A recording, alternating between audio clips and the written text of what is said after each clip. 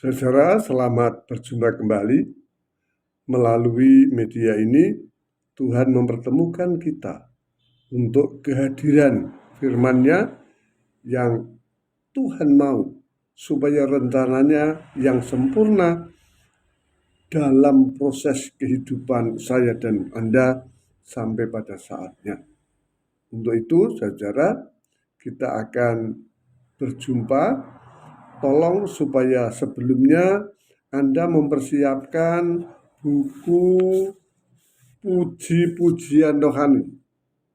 Buku Puji-pujian Rohani, kita nanti akan memuji bersama berturut-turut, nanti nomor 36, 34, 58. Puji-pujian Rohani nomor 36, 34, 38. Tolong supaya dipersiapkan lebih dulu sehingga ketika kita nanti melanjutkan ibadah kita ini, kita sudah menyiapkan diri sebagaimana mestinya. Amin. Saudara, sebelum kita menyatu dalam kebenaran firman-Nya, saya mengajak Anda dulu memuji nama Tuhan nomor 36. Bapa, Engkau sungguh baik, kasih-Mu melimpah di hidupku. Bapa, ku berterima kasih berkat-Mu hari ini yang Kau sediakan bagiku.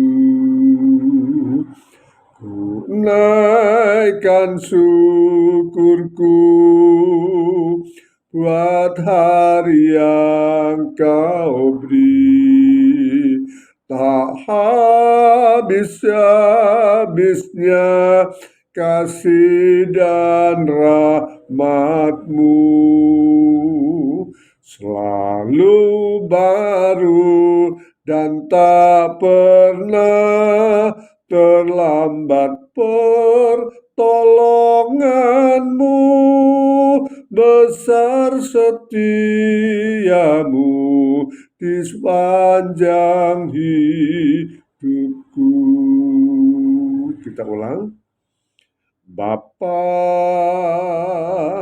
Engkau sungguh baik, kasih-Mu melimpah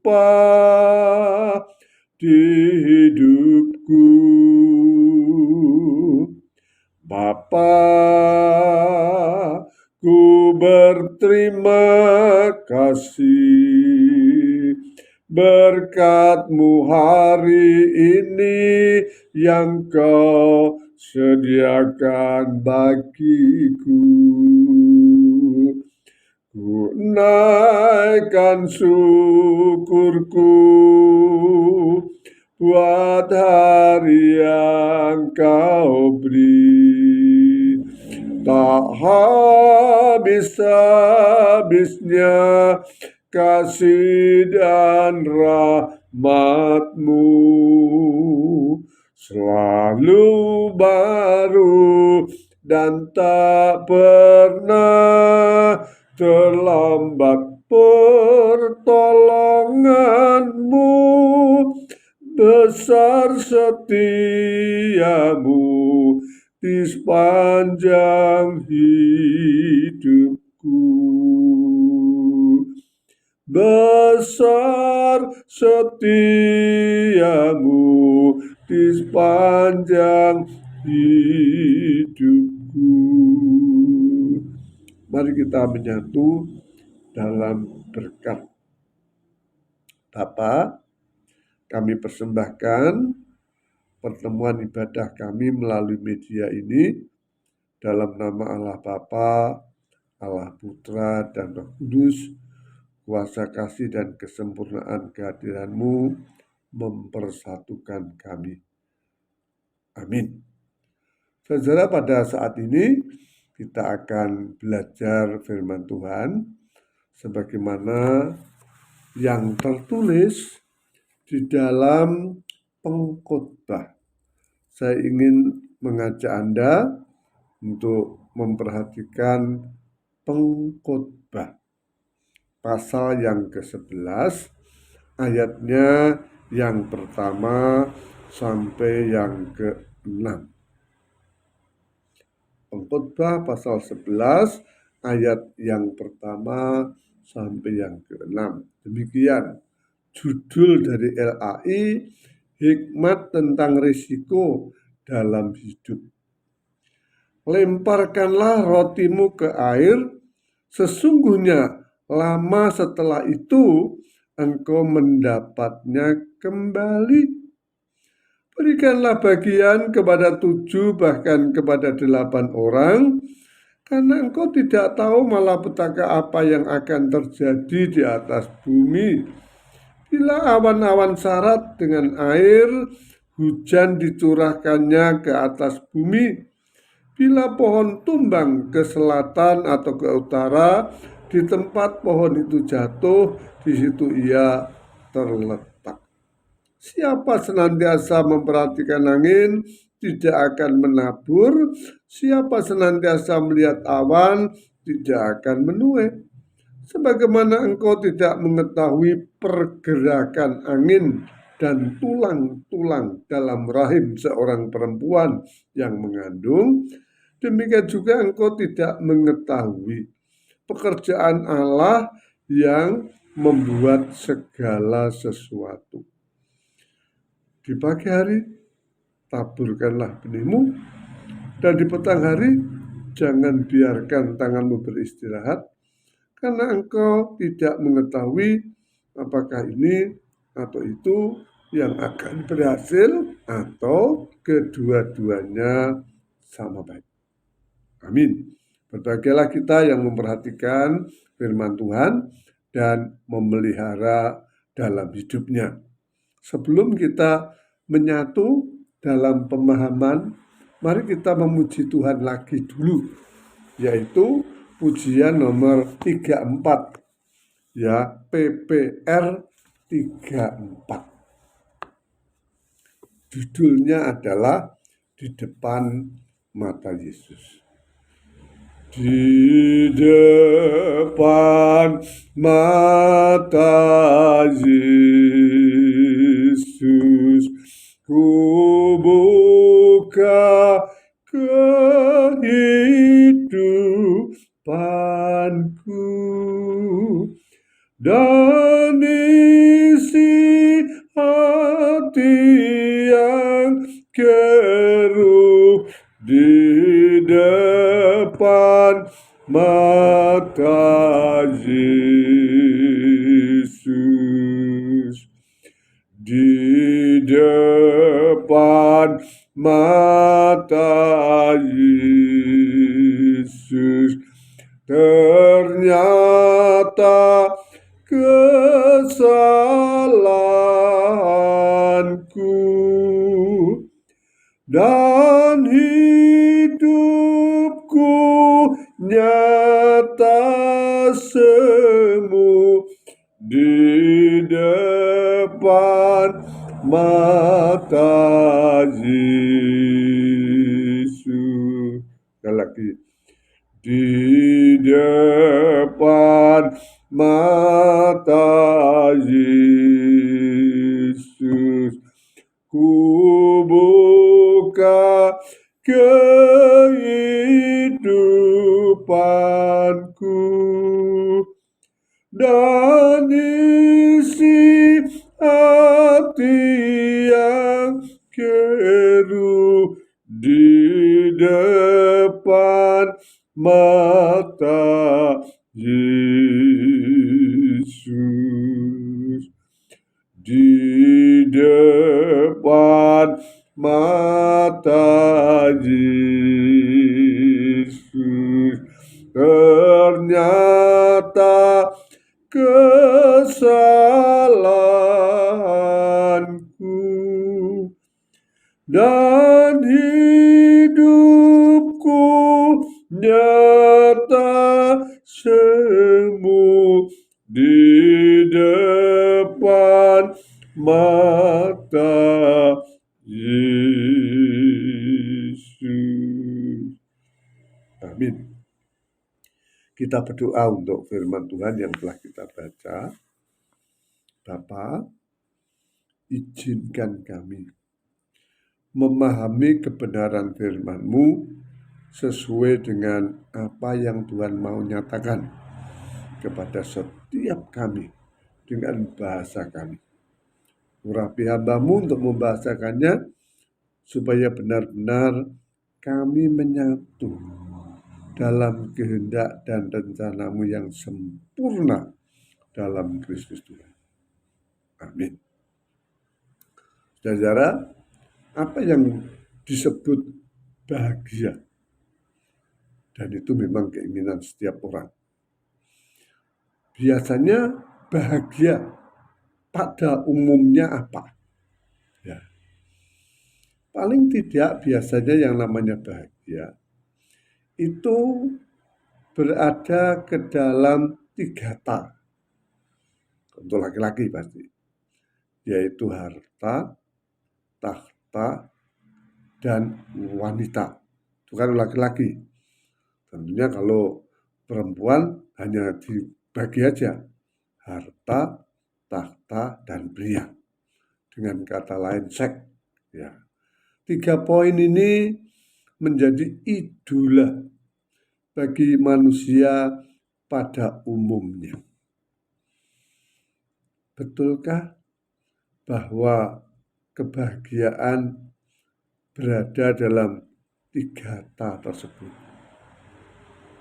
Saudara, kita belajar dari Alkitab. Kalau hanya belajar dari David tidak cukup. Yang dipermanenkan oleh Tuhan adalah dengan firman-Nya. Kebahagiaan yang sesungguhnya itu apa? Kalau ada orang yang betul-betul telah memenuhi 3 ta, itu ada di dalam Alkitab. Anda tahu siapa? Orang yang telah berada di dalam 3 ta dari semua keinginan manusia. Ayo tahu? Tolong jawab apa? Siapa? Salomo. Ada yang melebihi Salomo? Baik tentang harta, tentang takhta, tentang wanita. Ada? Saudara, Tuhan sendiri mengatakan bahwa Salomo akan memiliki kekayaan tidak pernah ada yang menyamai. Baik sebelum dia maupun sesudah dia. Tidak ada orang yang sekaya Salomo. Jadi soal harta betul-betul merupakan idola. Ya. Kemudian soal takhta, oh jelas. Dia tidak hanya punya kerajaan. Istilahnya kerajaan 1000 negara. Saudara, orang kagum, negara-negara waktu itu kagum, sehingga tidak ada yang berani perang melawan Salomo. 1000 negara, masing-masing negara sebagai bukti ketundukan dan kekagumannya, mereka menyerahkan seorang wanita. Pasti yang paling cantik di negaranya. Sehingga Salomo punya 1000 istri. Saudara, ada di antara saya dan Anda betapapun gantengnya yang punya 1000 istri? Tidak ada. Jadi itu semakin gantengnya. Jadi soal rupa tidak ada duanya Salomo. Tetapi apa yang bisa kita baca dari Salomo? Apa kesaksian Salomo ketika dia mempunyai ideologi atau tujuan setiap manusia? Adakah Salomo mengatakan, wah untung saya sepinter-pinternya masih bejo, dia orang bejo. Ada orang yang bejonya melebihi Salomo. Tapi apa perkataannya? Untung saya begitu. Pak Untung sudah tidak ada. Jadi ini tidak ada yang untung lagi sekarang. Apa yang dikatakan? Aku bersyukur. Ada? Ya. Istriku 1000. Pernah? Apakah Salomo itu? Aku orang kaya. Ada? Aku orang raja. Terima kasih. Dia katakan apa? Segala sesuatu adalah sia-sia. Salomo ngomong itu di kitab Pengkhotbah yang sama. Segala sesuatu sia-sia. Bayangkan punya istri 1000. Enaknya di mana, saudara? Senangnya di mana? Ketika dia baru masuk ke salah satu rumah istrinya, 999 antri menanti kehadirannya. Sehingga kalau waktunya barangkali lama, wah mereka pasti berteriak, di mana toh ini kok lama sekali? Mungkin kalau itu kamar itu ketok kok lama sekali. Bayangkan Sulema bagaimana bisa bernikmat ria dengan istri.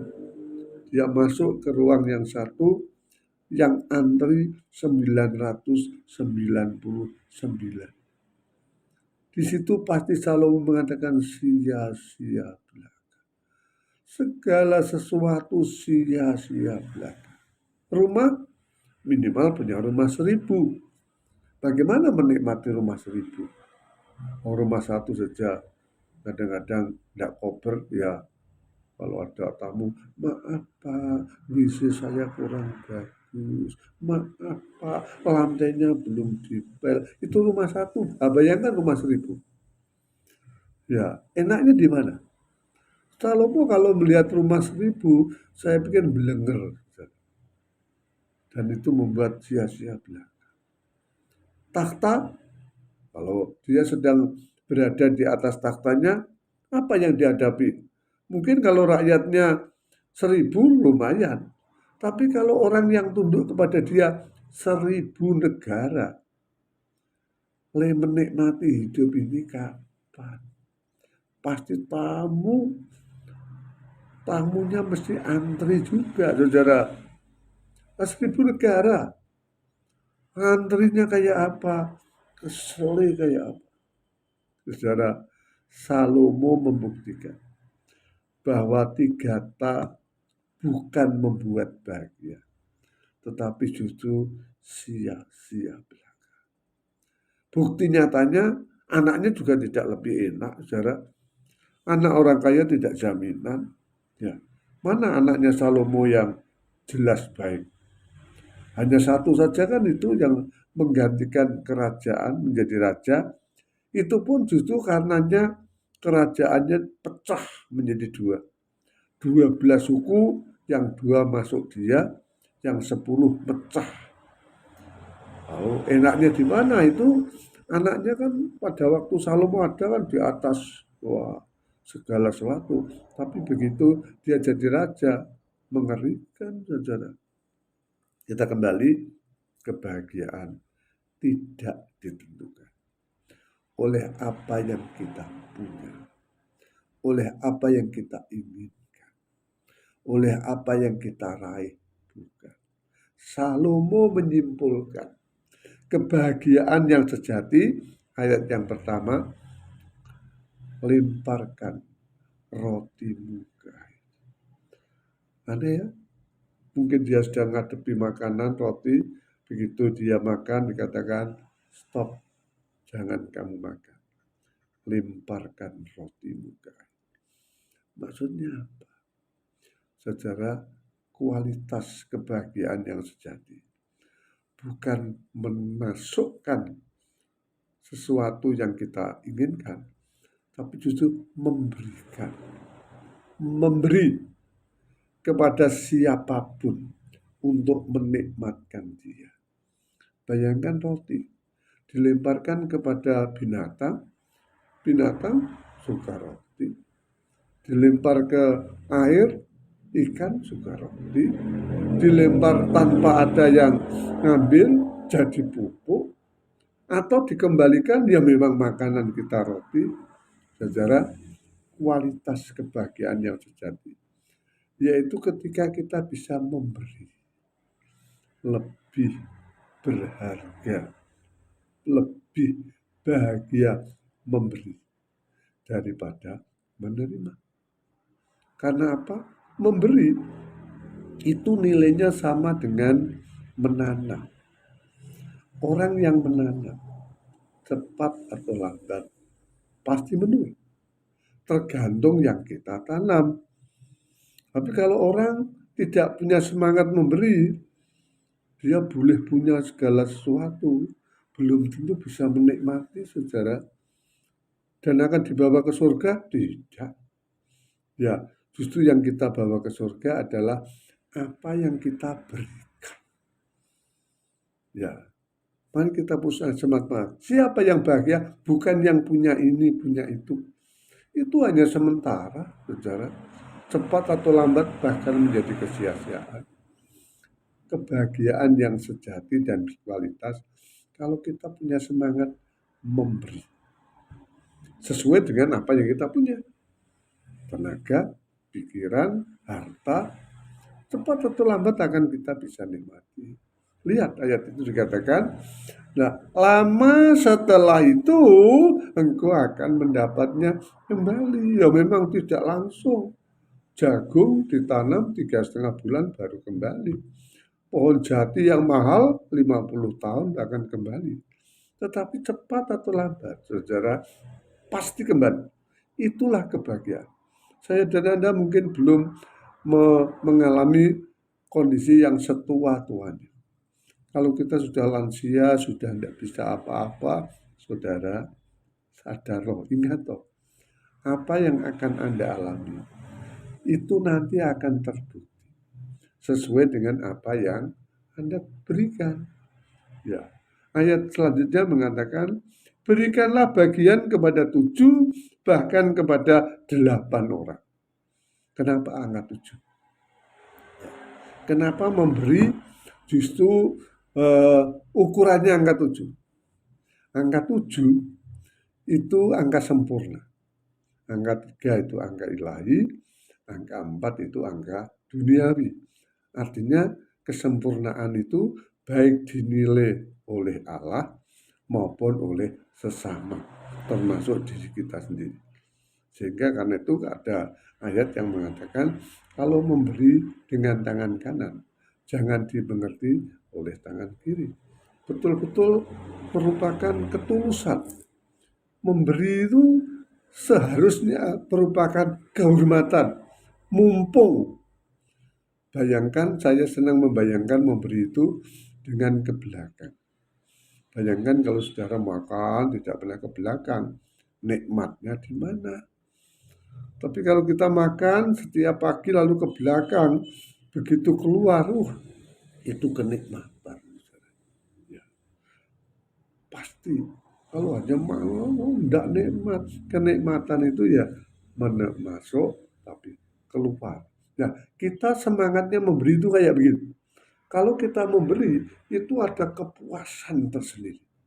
Bukan, lo tak keingo yora balik, salah. Harus ada kelegaan. 7 itu angka. Syukur kalau ada angka 8 ya harus lengkap. Ya, jadi tidak ada yang kecewa dengan apa yang kita berikan. Lalu dikatakan di sana, di ayat itu juga, karena engkau tidak tahu malapetaka apa yang akan terjadi. Memang, ya justru dalam rangka mempersiapkan masa depan, kita tidak tahu apa yang akan terjadi.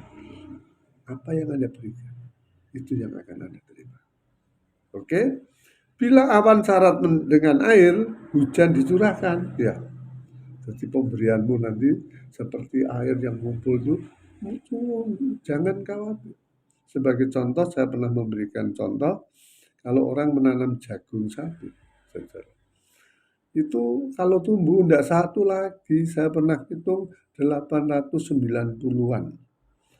Kalau tidak percaya, beliau jagung, nah satu itu, ya satu tangkai, pipil, hitung. Itulah nilai pemberian. Ayat yang keempat, siapa senantiasa memperhatikan angin tidak akan menabur. Jadi artinya Ya memang memberi itu banyak hal yang harus diperjuangkan. Seperti saya kalau khotbah begini, jangan dianggap hanya asal ngomong. Ada kesulitan-kesulitan yang saya harus alami. Yang saya khotbahi adalah orang yang sudah mendengar khotbah saya sekian tahun. Saya harus khotbah apa? Sukar, tidak mudah, saudara. Orang khotbah sekali itu persiapannya tidak kurang dari 8 jam. Nah, siapa mau? Tetapi itulah memberi. Tapi kalau kita wegah, ya iya ya, memang Anda tidak mau mengalami kesukaran. Memberi ada kesukaran. Ya, ya. Tapi lihat ayat selanjutnya. Sebagaimana engkau tidak mengetahui pergerakan angin dan tulang-tulang dalam rahim seorang perempuan yang mengandung, demikian juga. Saudara, Tuhan tahu bahwa kita mengalami kesukaran. Tapi fakta membuktikan saya mengalami, saudara. Bagaimana persiapan dan bagaimana hasilnya sangat ditentukan oleh kerjasama antara kita dengan Allah. Bahkan Allah jauh lebih memampukan kita daripada sekedar kelemahan kita. Bayangkan orang nanam seperti itulah. Orang nanam sukarnya apa ya? Sukarnya itu persiapan apa. Tapi apa yang membuat tanaman itu bisa tumbuh, berdaun, berbunga, berbuah? Itu bukan kita, itu Tuhan. Demikian juga dengan kesempatan memberi dan melayani. Kesukaran ada, tetapi sebetulnya kehidupan, kualitas manfaatnya sangat ditentukan oleh campur tangan Allah. Jangan takut. Akhirnya ayat yang ke-6, di pagi hari taburkanlah benihmu. Jadi artinya jangan malas. Sepagi mungkin, sedini mungkin, persiapkan apa yang akan kamu beri dalam bentuk apapun. Dan jangan kalau sudah bedah, aku sudah memberi, salah. Jangan memberi istirahat kepada tanganmu pada petang hari. Jadi ya namanya semangat memberi itu ya seutuh kehidupan kita. Karena apa? Ayat itu melengkapi kita. Karena engkau tidak mengetahui apakah ini atau itu yang akan berhasil. Syukur kedua-duanya sama baik. Orang nanam begitu juga. Kita sudah menanam dengan berbagai cara, kebanjiran. Orang menanam sudah begitu rupa, kekeringan. Tapi kalau kita menanam tuh, mosok tidak ada yang berhasil sih. Hidup tuh kayak begitu. Jangan menganggap bahwa kalau kita sudah ini pasti tidak juga. Karena ada kuasa lain yang memang mencobai kita. Jangan memberi istirahat kepada tanganmu pada petang hari. Karena engkau tidak mengetahui apakah ini atau itu yang akan berhasil. Syukur. Kedua-duanya sama baik. Saya ulang, saudara. Anda ingin bahagia? Kebahagiaan yang tidak hanya 1 jam, 2 jam, tapi kekal memasuki era selanjutnya ke anak cucu yang menikmatinya. Cara yang disediakan oleh Tuhan adalah apa? Lemparkan rotimu ke air. Lama setelah itu, berikan apa yang Anda punya, tapi dengan cara yang tulus, ikhlas, dan dilihat oleh semua pihak baik. Oke? Amin. Mari kita berdoa. Bapa, kami bersyukur kehormatan menjadi anak-anak-Mu, supaya kami makin memberi yang terbaik dalam pengertian kesempurnaan penyertaan-Mu yang akan menyatukan kami, terutama keluarga kami. Kami rindu di dalam keluarga kami. Kami betul-betul saling melengkap sempurnakan, membuktikan bahwa kami saling memberi. Suami memberi istri, istri memberi suami, orang tua memberi anak, anak menghormati orang tua, tidak ada yang dikecewakan. Tuhan, semangatkan kami untuk menyenangkan setiap bagian dari anggota keluarga kami. Dalam Kristus Tuhan, kami berdoa. Kita puji nama Tuhan, nomor 58. Oke, kita tutup dengan pujian nomor 58. Hanya dekat kasih-Mu Bapa, jiwaku pun tentram, Engkau menerimaku dengan sepenuhnya. Walau dunia melihat rupa, namun Kau memandangku sampai ke dalaman hatiku. Tuhan, inilah yang ku tahu, Kau mengenal hatiku jauh melebihi semua yang terdekat sekalipun. Tuhan, inilah yang ku mau, Kau menjaga hatiku supaya kehidupan memancar senantiasa. Terimalah berkat Tuhan.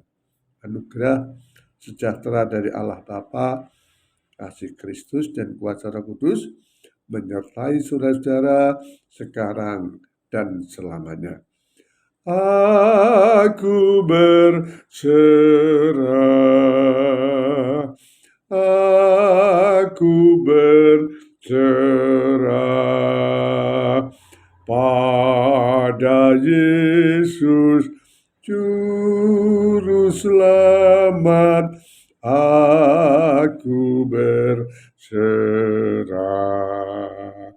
kami berserah, kami berserah pada Yesus Juru Selamat. Kami berserah. Amin. Tuhan memberkati.